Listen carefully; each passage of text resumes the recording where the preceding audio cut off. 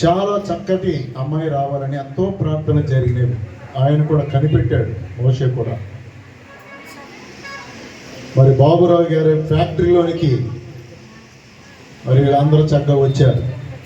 ఎదుగుచు ఆత్మీయ వాతావరణంలో మరి వారి యొక్క ఆధ్వర్యంలో బ్లెస్సీని చక్కటి భాగస్వామిగా దేవుడు సమకూర్చి ఘనమైన వివాహాన్ని జరిగించారు. వారి ఇరువురిని ప్రేమించి చక్కటి ప్రిన్స్ తర్వాత రావట్లేదు Arush, okay, Prince Arush Paul, very good. మాకు కూడా మొన్నే రెండవ మానవుడు పుట్టాడు, ఆడి పేరు కూడా ప్రిన్స్. మొదటి మానవుడు రాయల్.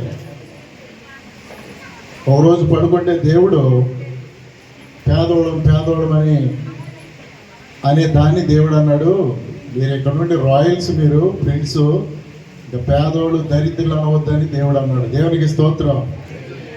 1వ పేతురులో రాజులైన యాజక సమూహముగా దేవుడు మనల్ని చేశాడు.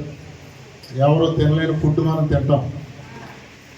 ఏమండి, దుస్తులు, షూట్లు, బాబురావు గారు మమ్మల్ని అందరినీ నిలబడ్డామంటే జబర్దస్త్కి ఎవరు మా ముందు, ఏ మంత్రులు ఎవరు కూడా సాటి రారు. అంటే అంత రాజులుగా, యాజకులుగా దేవుడు మమ్మల్ని దీవించాడు. దేవునికి స్తోత్రం.